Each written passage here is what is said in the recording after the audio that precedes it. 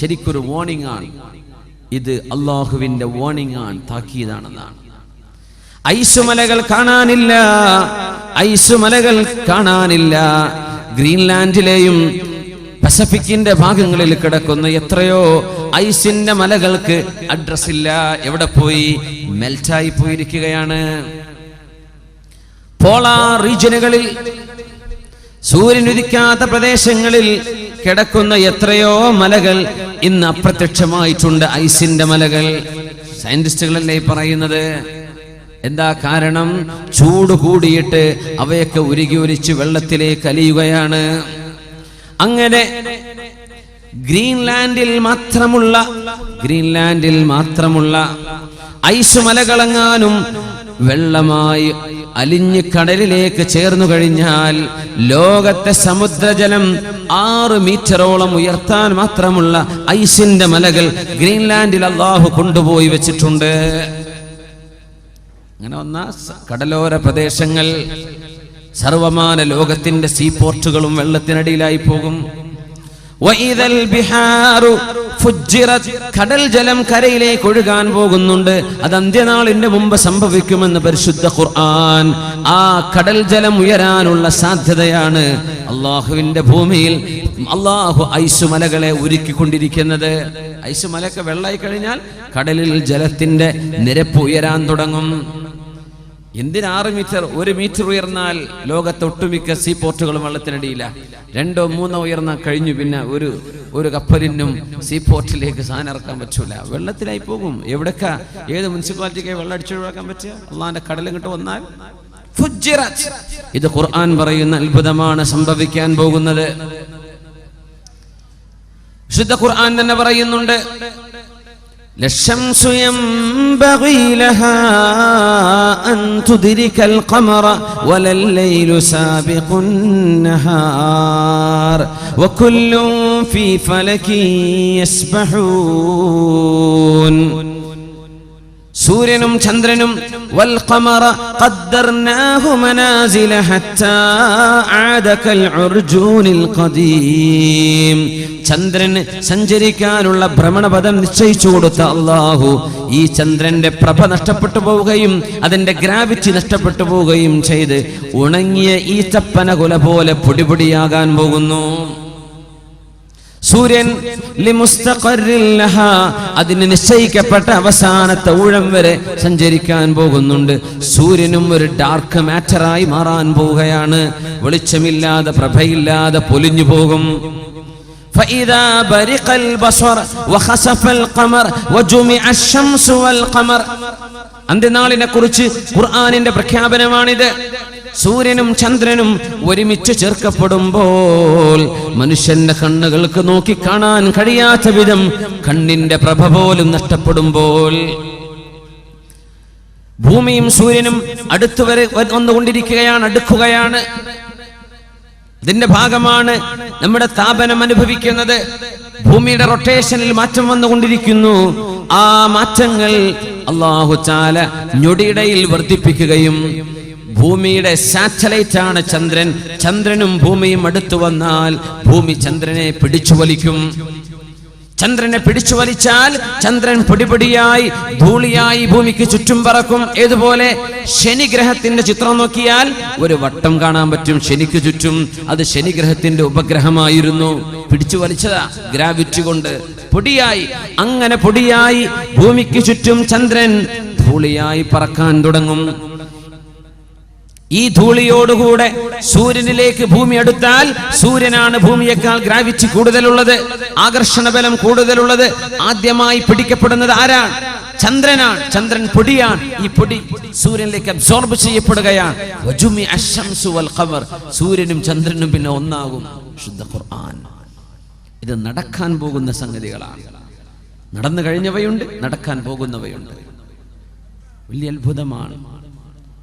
ചന്ദ്രനിൽ പിളർപ്പുണ്ട് എന്ന് ഖുർആൻ പറഞ്ഞു. പിളർപ്പ്, ചന്ദ്രനിൽ പിളർപ്പ് സംഭവിച്ചത് അത് അറിഞ്ഞിട്ട് മുസ്ലിമായ ആളുകളുണ്ട്.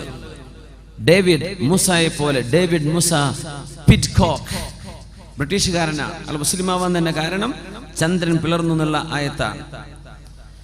ബിസ്മില്ലാഹിർ റഹ്മാനിർ റഹീം.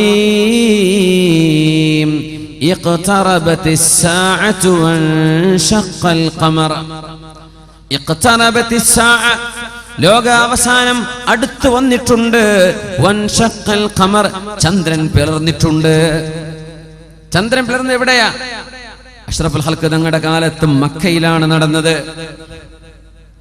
ഖുറൈശികൾ ചോദിച്ചതാ, മുഹമ്മദ് നബിയെ, നിങ്ങളുടെ പടച്ചവൻ വല്ലാത്ത കഴിവുള്ള ദൈവം തമ്പുരാനാണെങ്കിൽ ഇക്കാണുന്ന ചന്ദ്രനെ 2 ഭാഗമാക്കി പൊളിയാക്കി കാണിച്ചു തരാമോ? പൂർണ്ണചന്ദ്രനെ നോക്കി പറഞ്ഞു. അള്ളാഹുവിന്റെ റസൂൽ ചോദിച്ചു, അത് കണ്ടാൽ നിങ്ങൾ വിശ്വസിക്കുമോ? അവർ പറഞ്ഞു, തീർച്ചയായും. യാ അല്ലാഹ്, എന്റെ സമൂഹം പറയുന്നുണ്ട്, പടച്ചവനെ, ഈ ചന്ദ്രന് നീ 2ആയി കാണിച്ചു കൊടുത്താൽ അവർ നിന്നിൽ വിശ്വസിക്കാമെന്ന്. 2 ഫിൽഖത്തുകളായി കാണിച്ചു കൊടുക്കണേ അല്ലാഹ്. സ്വഹാബികൾ പറയുന്നുണ്ട്, അന്ന് ഞങ്ങൾ ചന്ദ്രൻ 2 പിളർപ്പായി, ഒന്നൊരു മലയുടെ മുകളിലും മറ്റൊന്ന് ജബൽ അബീ ഖുബൈസിന്റെ മുകളിലും എന്ന പോലെ തോന്നുമാർ 2 ഭാഗമായി മാറി നിൽക്കുന്നത്. ചന്ദ്രൻ മക്കയിലേക്ക് ഇറങ്ങിയതല്ലേ? ആകാശത്തുള്ള ചന്ദ്രനെ 2 പാതിയായി ഞങ്ങൾ കണ്ണുകൊണ്ട് കണ്ടിട്ടുണ്ട്. ഖുർആനല്ലേ പറയുന്നത്, ഇഖ്തറബത്തിസ് സാഅ, അന്ത്യനാൾ വന്നെത്തുന്നതിന്റെ അടയാളങ്ങളിലുണ്ട്. വൻശഖൽ ഖമർ, ചന്ദ്രൻ പിളരുന്നത്. ചന്ദ്രൻ പിളർന്നു. അന്ന് ബ്രിട്ടീഷുകാർ ഒരു ലൈവ് പ്രോഗ്രാം UK-യിൽ നടത്തിക്കൊണ്ടിരിക്കുന്നു. സയന്റിസ്റ്റുകളുടെ ഡിബേറ്റ്, അമേരിക്കൻ സയന്റിസ്റ്റുകളും ബ്രിട്ടീഷ് സയന്റിസ്റ്റുകളും തമ്മിലുള്ള ഡിബേറ്റ്. ഡേവിഡ് മൂസ പിറ്റ്കോക്ക്, അദ്ദേഹം ഇന്ന് ജീവിച്ചിരിപ്പുള്ള ആളാണ്. അദ്ദേഹം മുസ്ലിമാണ്. ഇപ്പോ ഡേവിഡ് മൂസ പിറ്റ്കോക്ക്, അദ്ദേഹം മുസ്ലിമാണ്. മുസ്ലിമാനുള്ള കാരണം പറഞ്ഞ എന്താണെന്നറിയോ? അന്ന് അദ്ദേഹം ലൈവ് TV വാച്ച് ചെയ്തുകൊണ്ടിരിക്കുക. ചർച്ച അമേരിക്കൻ സയന്റിസ്റ്റുകളും ബ്രിട്ടീഷുകാർ ചോദിച്ചു, പൊന്നാര അമേരിക്ക, ലക്ഷക്കണക്കിന് കോടിക്കണക്കിന് ബില്യൺ കണക്കിന് ഡോളർ പൊടിച്ചിട്ട് നിങ്ങൾ ചന്ദ്രനിലേക്ക് പോയി അല്ലേ? എന്താ മനുഷ്യ സമൂഹത്തിന് കിട്ടിയത്? നിങ്ങൾ കുറച്ച് കല്ലുകളുമായി വന്നു. ചന്ദ്രനിലെ കുറച്ച് കല്ലുകൾ എന്നല്ലാതെ എന്ത് നേട്ടമാണ് നിങ്ങൾ ചെയ്തത് എന്ന് ആക്ഷേപിച്ചുകൊണ്ട് ചോദിച്ചു. അമേരിക്കൻ സയന്റിസ്റ്റുകൾ ഒന്നും പറഞ്ഞില്ല. ഇവർ പിന്നെ കയറി പിടിച്ച് പറയാൻ തുടങ്ങി, എന്ത് നേട്ടമാണ് നിങ്ങളെ കൊണ്ടുണ്ടായി? ബില്യൺ കണക്കിന് ഡോളർ പിടിച്ചിട്ടേ കുറച്ച് പാറക്കല്ല് കൊണ്ടുവരാൻ നിങ്ങൾ പോയത്. അപ്പൊ അവർ മറുപടി പറഞ്ഞു, ഇത് ലൈവ് കണ്ടുകൊണ്ടിരിക്കുക. അന്ന് ഇയാൾ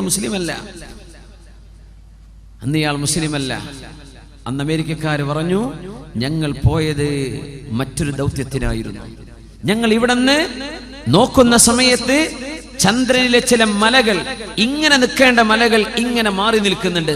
മലയുടെ എൻഡുകൾ ഒരുമിച്ച് കൂടിച്ചേരാതെ നേർപകുതിയിൽ കട്ടായി പോയിട്ട് ഇങ്ങനെ നിൽക്കുന്നത് കാണുന്നുണ്ട്. ഒന്നാകെ ചന്ദ്രന്റെ ചുറ്റും ഇത് ഞങ്ങൾ കണ്ടു എന്ന് പറഞ്ഞ ഒരു സാധനം when you cut open, എന്നിട്ട് അത് കൂടിച്ചേർക്കുമ്പോൾ അത് ഒരേപോലെ നിൽക്കേണ്ടതിന് പകരം ഒരൽപ്പം ഇങ്ങോട്ട് മാറി നിൽക്കുന്നുണ്ട്. ഇതെങ്ങനെ സംഭവിച്ചു എന്നറിയാനാ ഞങ്ങൾ ശരിക്കും പോയത്.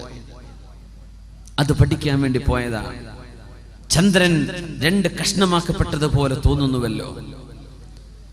കാരണം മലകളുടെ എൻഡുകൾ നിൽക്കുന്നത് ഒരേപോലെയല്ല, ഒന്ന് മറ്റൊന്നിലേക്ക് ഒരൽപ്പം മാറിയിട്ട് നിൽക്കുന്നുണ്ട്. ഇത് ചന്ദ്രന്റെ ചുറ്റും ഞങ്ങൾ കണ്ടു. അതിന്റെ സത്യാവസ്ഥ പഠിക്കാനാണ് ചന്ദ്രനിലേക്ക് ഞങ്ങൾ യാത്ര പോയത്. ഇത് പറഞ്ഞപ്പോഴാ ഡേവിഡ് മൂസ പിറ്റ്കോക്ക് എന്ന ഖുർആനിന്റെ പരിഭാഷ വായിക്കുന്നുണ്ട്. അയാൾ പറഞ്ഞു, ഇതത്ഭുതം. ശുദ്ധ ഖുർആൻ പറഞ്ഞിട്ടുണ്ട്, ബിസ്മില്ലാഹിർ റഹ്മാനിർ റഹീം, ഇഖ്തറബത്തിസ് സാഅതു വൻശഖൽ ഖമർ. ചന്ദ്രൻ പിളർന്നിരിക്കുന്നു, ലോകാവസാനം അടുത്തിരിക്കുന്നു. ചന്ദ്രൻ പിളർന്നു. ആ പിളർപ്പിനെ കുറിച്ചാണ് ഇവർ ചർച്ച ചെയ്യുന്നത്. ആ നേരം പറഞ്ഞ വാക്കാണ് അഷ്ഹദു അല്ലാ ഇലാഹ ഇല്ലല്ലാഹ് വ അഷ്ഹദു അന്ന മുഹമ്മദർ റസൂലുള്ളാഹ്. ബ്രിട്ടീഷുകാരനായ ബുദ്ധിജീവി ഡേവിഡ് എന്ന് പറയുന്ന ചെറുപ്പക്കാരൻ ഡേവിഡ് മൂസയായത് ഇന്ന് മുസ്ലിമാണ്. തന്റെ ബയോഗ്രഫിയിൽ അദ്ദേഹം എഴുതിയിട്ടുണ്ട്. തന്റെ മുസ്ലിമാവാനുള്ള കാരണം അന്വേഷിച്ചാന്ന് മനസ്സിലാവും.